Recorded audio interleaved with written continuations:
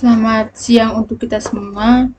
Perkenalkan, nama saya Hildegardis Marsinda, NIM 221510010, Program Studi Teknik Kimia, Fakultas Teknik dari Universitas Tribuana Tunggadepi Malang.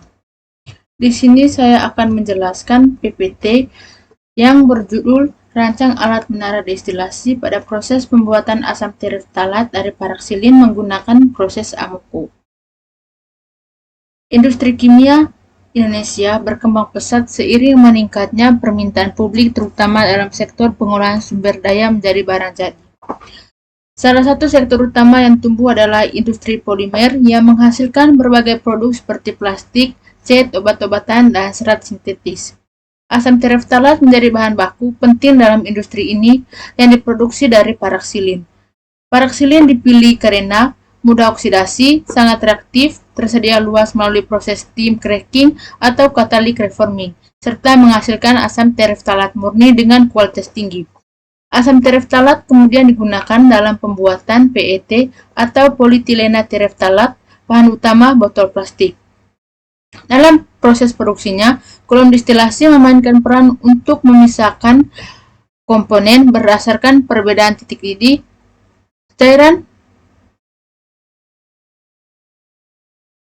Cairan dan uap bergerak berlawanan arah dalam kolom, dibantu oleh reboiler dan kondensor untuk memastikan efisiensi pemisahan. Yang berikutnya, studi literatur. Pembuatan asam tereftalat terbagi dalam 3 tahap utama, yaitu persiapan bahan baku, proses reaksi, dan pemisahan produk.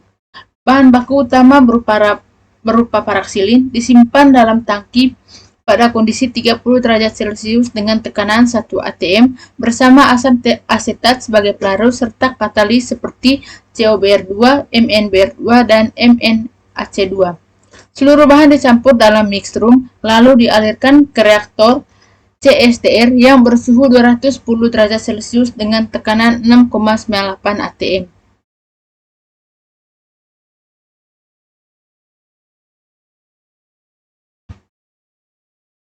Reaksi oksidasi paraksilin menghasilkan asam tereftalat dan air dengan konversi mencapai 95% melalui 2 reaktor seri. Produk reaksi kemudian didinginkan dan dipisahkan menggunakan rotary vacuum filter, menghasilkan cake asam tereftalat dan madar liqueur. Cake dikeringkan hingga kadar air 1% lalu disimpan, sementara madar liqueur masuk ke kolom distilasi untuk memisahkan air dan asam tereftalat yang kemudian dapat digunakan kembali.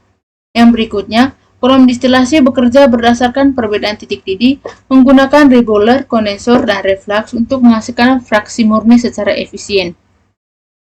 Yang berikutnya yaitu metode kegiatan. Berdasarkan beberapa proses pembuatan asam tereftalat, di sini terdapat 4 proses, yaitu proses staging, proses oksidasi Eastman-Kodak, proses Toray, proses oksidasi paraksilin dengan HNO3 atau asam nitrat.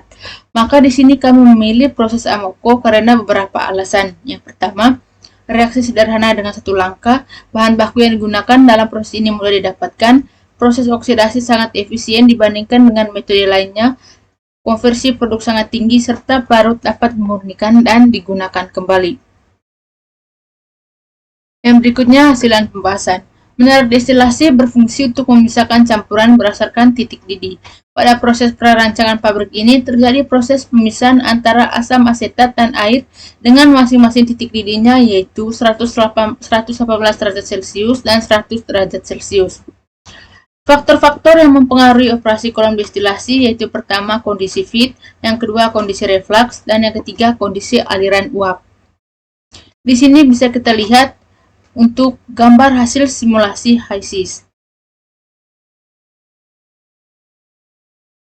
Yang berikutnya, dalam simulasi distilasi menggunakan Aspen HYSYS, sistem terdiri dari 2 komponen, yaitu yang pertama air sebagai fraksi ringan dan asam asetat sebagai fraksi berat. Masing-masing memiliki 10%. Tekanan operasi ditetapkan sebesar 1 atm pada kondensor dan reboiler. Dari perhitungan shortcut distilasi diperoleh minimum reflux ratio atau RMIN sebesar 2,85 sehingga digunakan reflux aktual sebesar 3,127. Dari 31,27 ini didapat dari 2,085 dikali 1,5. 1,5 ini kami dapat dari nilai rata-rata dari buku Jane Coopis. Umpan masuk memiliki temperatur 90 derajat Celcius, laju alir sebesar 1,206 kali 10 pangkat 7 kg per jam, dan menghasilkan distilat 2.875 kg per jam pada suhu 100 derajat Celcius serta produk bava sebesar 1,205 kali 10 pangkat 7 kg per jam pada suhu 102,6 derajat Celcius. Jumlah tray minimum yang dibutuhkan adalah 7 dan digunakan 14 tray dengan feed state optimal pada tray ke-7. Temperatur kondensor tercatat 99,45 derajat Celcius dan reboiler 112,4 derajat Celcius. Digunakan tipe tray shift tray karena efisiensi kontak uap cair yang baik dan desain yang ekonomis. Komposisi feed terdiri dari 46,56% air dan 53,44 asam asetat. Distilat mengandung 84,1% air, sedangkan produk bava mengandung 53,45% asam asetat. Tray section dirancang dengan diameter 1,5 meter, tinggi WR 1,2 inci, jarak antar tray 0,55 meter, dan volume tray 0,97 meter. Di sini bisa kita lihat gambar alat menara destilasi menggunakan AutoCAD.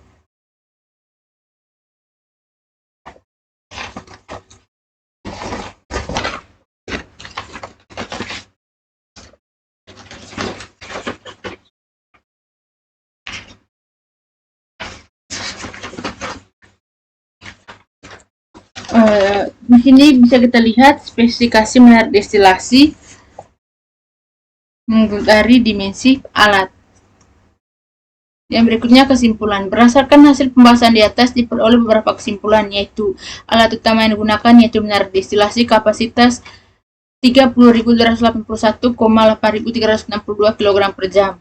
Menara ini dirancang menggunakan 14 tray dengan jenis shift tray serta rasio reflux sebesar 2,85 untuk mencapai efisiensi pemisahan yang optimal. Dimensi menara meliputi diameter luas sebesar 66 inci dan tinggi sel mencapai 296 inci.